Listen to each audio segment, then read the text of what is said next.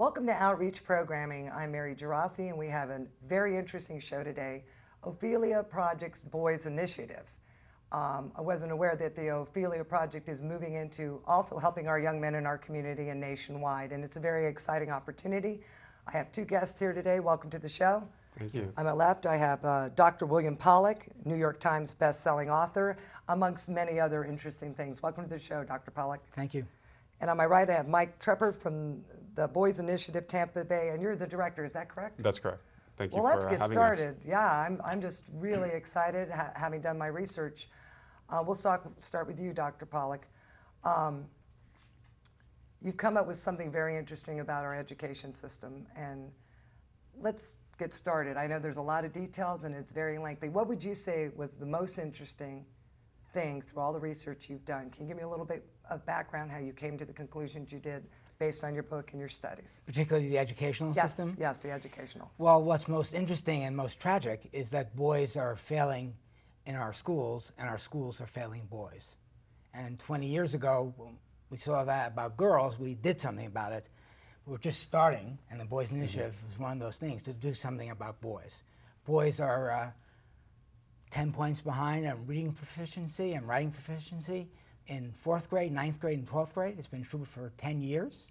They're less likely to graduate from high school across the United States, less likely to go to college, less likely to graduate from college. And we found, unfortunately, that part of the reason for this was that boys felt that schools were unfriendly to them. They were boy unfriendly, not because teachers were mean or hated them or there was a war against boys, but because the way boys learn, the cognitive functions of learning, and also the behavioral tempo, the way they run around and bump into each other and knock each other over, which, by the way, is normal, not a disease, is pumped down in schools. And boys feel like they can't learn, they give up on learning, and most poignantly, they feel they don't have what you need to have to succeed, which is at least one, connection with an adult in a position of authority whom you trust and you can go to and speak to. And millions of boys across this nation, and dare say hundreds of thousands in Tampa, lack that as well. What happened to our school system? I mean, you know, it's not the little red brick schoolhouse from 1870 anymore. And how did this happen? And I know Columbine is incident of this, and the high incremental medication of young men, I think it's 80%, right, are taking Ritalin drugs related to ADDH. They're being overdiagnosed, overprescribed. What happened to our boys in the school system? Well, in part, a good thing happened not for our boys, but for our school systems, in that we noticed that girls were not learning science and math in the way that many of us felt they could. And we put our efforts into making it friendly for them in their way of learning.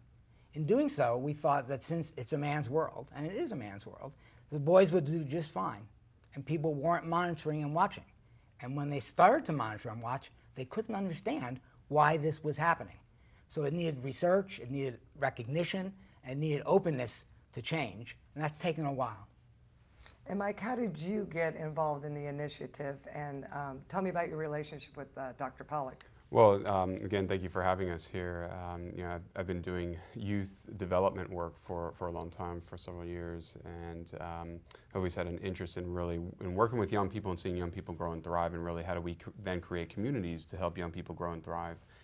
And so it was really last year when the Ophelia Project, which is a community initiative of the Tampa Metropolitan YMCA, which you're familiar with and done work with, and covered them many times. Covered them many, you know, since. And Ophelia nationally has been happening since the mid-90s out of Erie, Pennsylvania, the National Ophelia Project, and locally here since 2002, doing great work with girls and young women around violence prevention and positive self-esteem and girls' health issues. Well, it was really over the last couple of years that the question had been, well, what about boys? The same issues that are going on nationally are happening right here, as Dr. Pollack mentioned, for our boys in Tampa and in Tampa Bay. And so the community was really asking, well, what about boys? And so the Ophelia Project looked at, you know, who was going to do something about boys, and perhaps looking at it from a gender-specific perspective, perhaps the Ophelia Project could do something about boys. because of the tremendous success with girls. And so over the last 8 to 10 months, really been looking at that, and what we've created is called the Boys Initiative of Tampa Bay, and really it's been driven by Dr. Pollock's work and also our local community support. We've conducted community dialogues with hundreds of people, from parents and educators, and listening and talking with the boys themselves about what's going on with boys from the education system and also out into our community. And so we saw that, we could really do something here, and so we're making a multi-level, multifaceted approach to addressing boys' issue and what's going on with boys. And that includes working with and learning from gentlemen like Dr. Pollock, who's just a international expert on boys' issues. And really, how do we create safe places and spaces for boys, but also in girls? And this is really important for me to say, and Dr. Pollock will talk about this, that this is not boys versus girls. It's very easy to get up in what I call sometimes the Olympics of pain, really, who has it worse?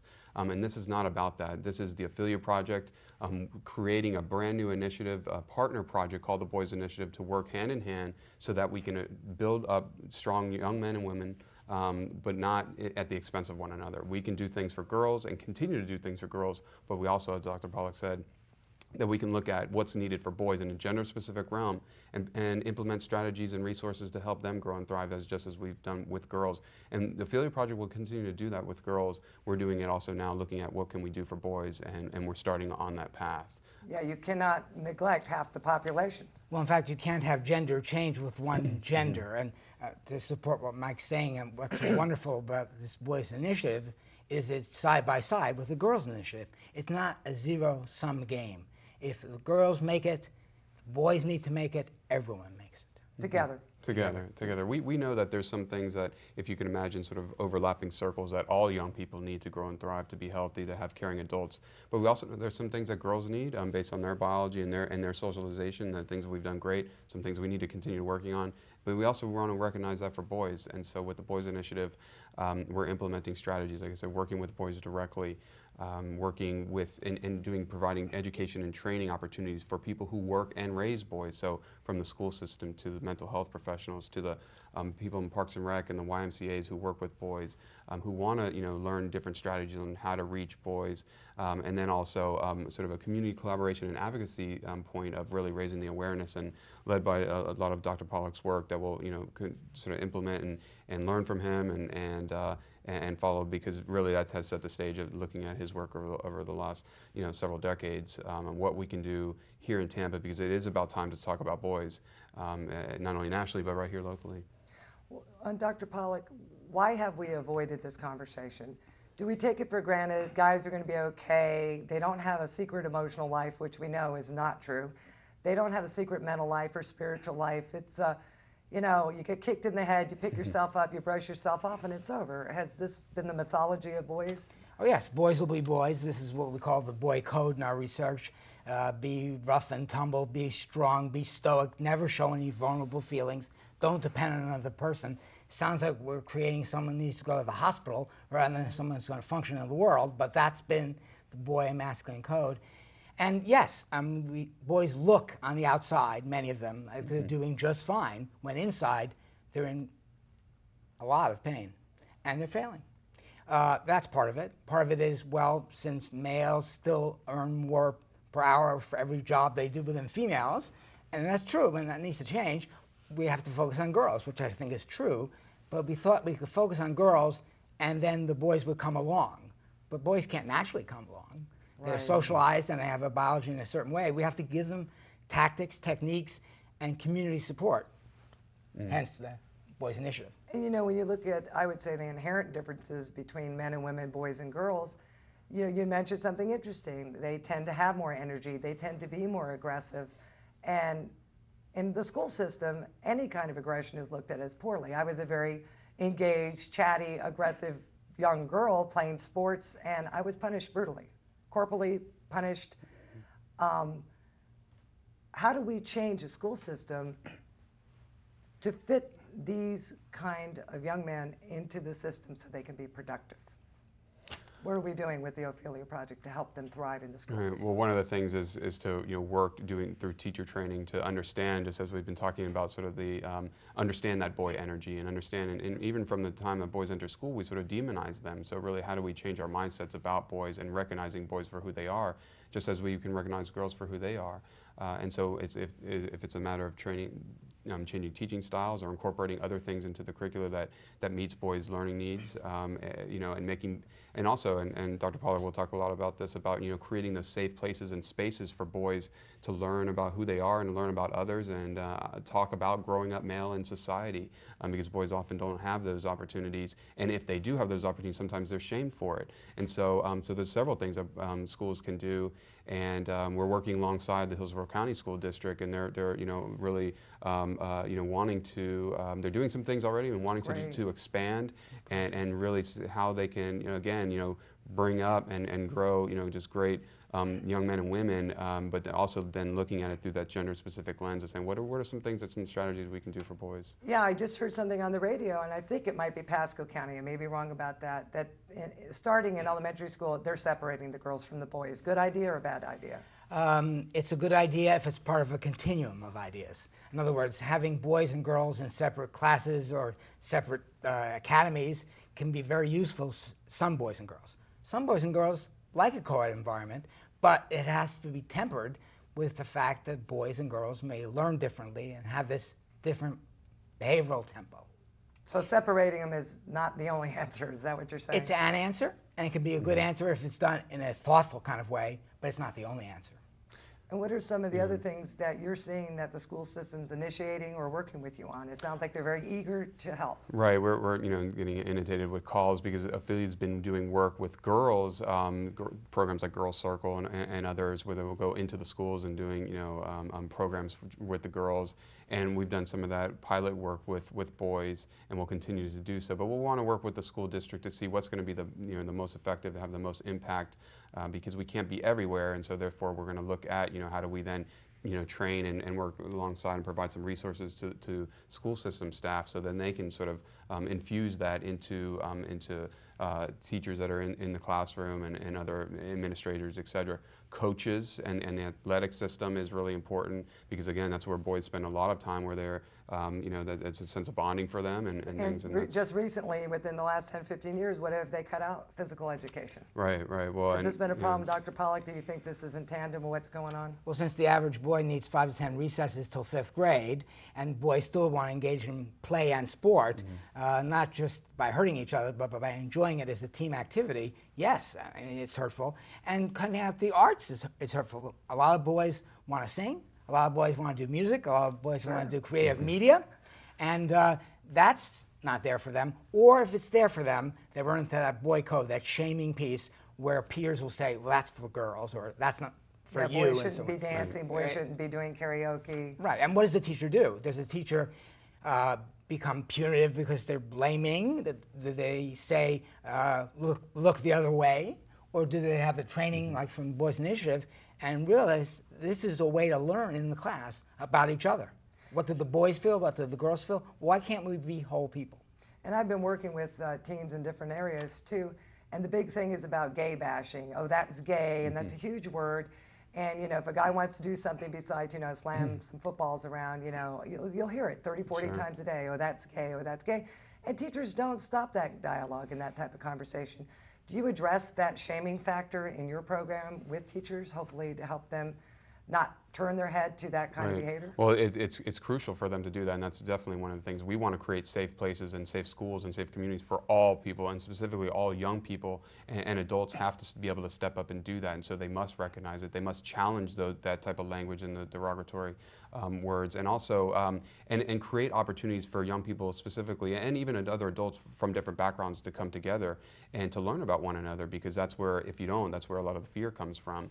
And specifically for boys who are sometimes sometimes because men are sometimes ultra homophobic, that it's important, you know, for we to talk about that, because boys also, with that boy's energy, the boy energy, and you know, sometimes the things that get on our nerves about boys can also, and must be actually, in my view, turned into a positive force, because it can really be a force for change when you have boys who stand on that force and be leaders in their communities, leaders in their schools, to step up and stand up, to sit next to kids who don't have anyone to sit next to at lunch. Somebody to advocate for. Yeah, there's a lot of teaching in that boys can be tremendous for, because boys thrive on that power and respect and status, and they need positive opportunities to exhibit that. You know, not always the negative things that we peg boys for, but how do we really tap into them for a positive change? And I think around issues like homophobia and racism and those sort of things, and other, you know, ills that creep into our schools specifically, you know, we can really empower boys to be change agents like that.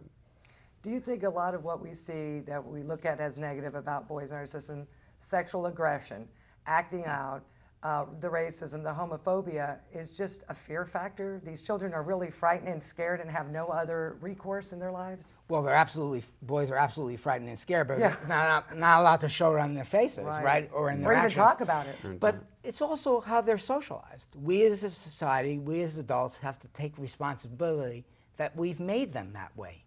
Homophobia doesn't come from nowhere. It comes from hearing it around your parents. It comes from hearing it in the media. It comes from being told you have to be a man in just one kind of way. And we as adults, unfortunately, have made boys that way.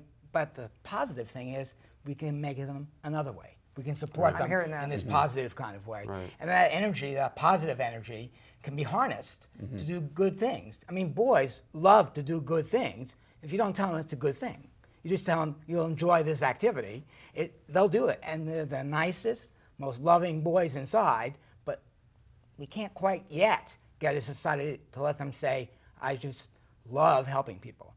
There's some boys who can do it, but that's what we're striving for. And our with the Boys Initiative, after doing the community dialogues and looking at, you know, the data and the research and those things, we've really come up with a little bit of our core attributes, I would like to say, of what boys really need and what the environment. This is exciting. And this is it's meaning, purpose, and positive connections. That boys need to have a sense of who they are, and know who they are, and have a sense of hope and optimism for the future. Purpose. Is a connection to something beyond themselves, so something bigger than themselves, meaning service to the community and service to others. And then connections, which we were talking about, you know, they have to be positively connected and have meaningful relationships with peers, adults, caring adults in their lives, and hopefully also a positive male figure in their life that can demonstrate how sort of all the positive things and all the sort of the anti-boy code stuff. So working through all the boy code and showing how men can be men and not having to sort of live in that, you know, be trapped by that code, because a lot of boys don't get to see that in their lives. They don't get to see it oftentimes in the media.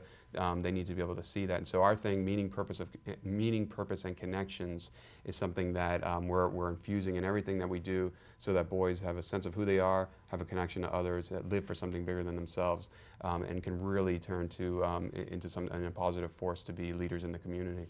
Dr. Pollack, are guys willing to give this a try? If the school system supports them, if their families support them, if their fathers and male mentors support them? Absolutely. What's amazing is people say, oh, boys will never do this. But you create this kind of background, this community support, this information for them, and they run to it. Because inside that, what I call gender straitjacket, or that mask that the code has given them, is a little boy yearning to grow in a healthy way. And you give them the seeds for that, they just run toward it. Wow, that's exciting. So looking at the differences between the girls have finally moved ahead in the last 10, 15 years. They're getting, their voices were heard. We've changed the system. They're graduating school. They're moving on gangbusters, and boys are stuck behind. What is the most immediate thing we could do in the school system, like if we could start tomorrow, that you feel would be fundamentally the way to start this, drop kick this into its existence? Well, I'd say two things. We have to look at the curricula and see whether it's boy-friendly in the way boys learn from kindergarten through 12th grade. What is boy-friendly curricula?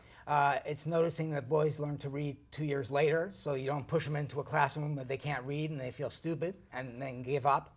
It's having the kind of books they like to read, which is more action and nonfiction. Not violence, but action and nonfiction. By the way, you can have character studies and empathy in that too. Sure, sure, sure. And it's supporting their way of learning with their hands and doing. It's supporting action and activity as a healthy, normal thing if it's not out of control. And the second part is we have to reach out to boys in our schools and connect to them and let them know we value who they are as they are. Yeah, if you we keep- don't see them as bad Right, people right. or evil people. We see them as boys who are great or boys who are striving to become better. Yeah, if you tell anybody, male or female, they're bad long enough, they will behave bad. I mean, it's a self-fulfilling prophecy. Sure, and I shared that some of the work that we've been doing over the last couple of months locally in schools and in the community. You know, I've had third and fourth graders when I'm working with them tell me that they're bad, like they're in sort of a group setting with me because they've been sent because they're bad, and these are Right. third and fourth graders who should be, and they couldn't believe it when I would talk with them about this as a positive opportunity and you can be who you are. That it's because boys are often given that message from early on, and so it is the self-fulfilling prophecy. So we're looking on very many different levels on how do we reverse that, and really it's creating a new vision for boys in our community and working with partners like Big Brothers Big Sisters, the Boy Scouts, the school district, the faith-based organizations, and the corporate community and the business community to really put together a broad-based community initiative that will raise the level of awareness around what's going on with boys. To really to change the course here, and also and not at the expense of girls, because we're doing that with the girls In tandem, I can in understand tandem. that. And so that it's really exciting, and I think boys they eat it up because they are craving and yearning for an opportunity for someone to say, who are you? Tell me about yourself. Share with me your thoughts, your ideas. What do you think about this? And I didn't think all young people sort of crave for that, but boys specifically, because traditionally we don't give them those opportunities because we don't really recognize it. We don't think they have anything to say, but they do. But, I look back at my growth and development. I was in Girl Scouts, my brother was in Boy Scouts. There were support groups. There were equal gender-specific things that we were doing. You had Brownies, you had Cub Scouts and Boy Scouts. You all came up at the different ranks. What happened to that? Does that work? Where did that go? Well, interestingly enough, that still exists. But while girls get themselves involved early on in leadership activity and sport activity, etc., boys early on slough off. And they slough off because they're getting these messages that they're not good people, that they can't make it, or that it's cool not to be good in school. What's cool is to hang out with a cool pose, not be daunted by anything, look like a little Humphrey Bogart of some sort, and that's the way you're going to get by. And Right. by the way, if you look at the big screen or the small screen, that comes down to them every single day. Right. The role. Now, girls get negative images about their bodies and themselves, but we are combating those images. Right. With boys, we've yet to combat it. And I want to underscore one thing Mike's doing. Sure, sure. And he said, the first issue is recognition. And to get a community to see it, to recognize it, and to not fall victim to doom and gloom, but to see that there's opportunity in the crisis. That's what the Boys Initiative is doing, and that's how change happens for boys and for girls. And have you had any success with getting people's attention? I mean, they have to know something's wrong.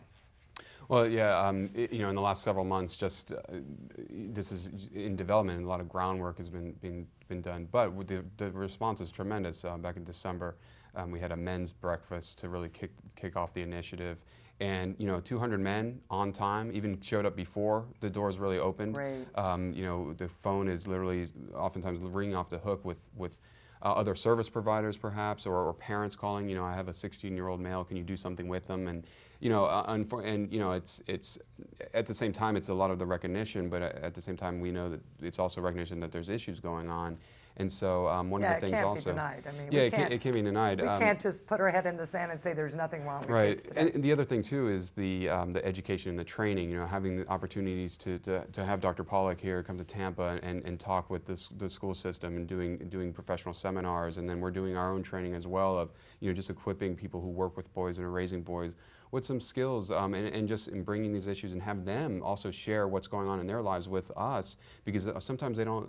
We've been hearing that they don't often have a voice to what's going on sort of behind the scenes with their boys. And I'm talking from a parent perspective. Right. And so we're hoping to provide that opportunity and be a facilitator for people if they're looking for in-depth mental health or whatever it may be, so we can connect some resources. So, Dr. Pollack, what got your attention? What got your attention? Was it Columbine? I mean, was it just Columbine after Columbine incident? Like, what got your attention to, oh my gosh, there's something wrong. Something's wrong with our boys. Well, it was a little before Columbine, actually. I've actually studied that with the U.S. Secret Service, U.S. Department of Education, school shootings. It's the end point of the continuum of the crisis. No, I was seeing boys in my consulting room. I was seeing boys in schools where they were obviously in pain and failing, but they weren't telling anybody. They couldn't tell anybody because of that code. And people, when they heard it, didn't know what to do. At best, they wanted to do something, didn't know what to do. And then went and looked at the data. It's all there. No one put it together. And when you look at the data going back 10 years, my God, it hit me right in the face. Startling, huh? Startling. Wow. And once you see it, you can't deny it. Yeah. Well, I can't thank either one of you enough for being here and for sharing your amazing book, knowledge, and your work here with all of us. I'd like to give you a minute or two to close out. What's the most important thing you could say to this community right now about your work with the Ophelia Boys Initiative? Well, I think to become aware, that's the one thing, and really, and also then to listen, because a lot of our boys are trying to say something to us, and they often say it in various ways, but to listen, to become aware, and to get involved, and to share, to get involved with whether it's the Boys Initiative or other entities or organizations, but just get involved in their boys, whatever boy is in their life, to get involved in their life because they need you. And they can reach us if they have questions about the Boys Initiative, at area code 813-514-9555. Extension 227 is my direct line, and they can call me at any time with questions, and I can provide I'll have that information up frequently throughout the Okay. show. Sir, what would you like to say in parting? After all this research, after all this work, after all these talking to boys and hearing their voices, people need to support the Boys Initiative of Tampa Bay to make that kind of change. With their hearts, with their minds, and with their pocketbooks. It's wonderful to see both of you working in tandem. You know, it makes me feel good about Tampa really reaching out to find you and to bring you to our community. We're honored to have you. Thank you. And I enjoyed both of you as guests. Thank you very much for having us. Yeah, okay. I'll just edit this bottom part out. Yeah, can you edit me out? That's okay. You need some other shoes, dude. Those are way too squeaking. You need some house slippers.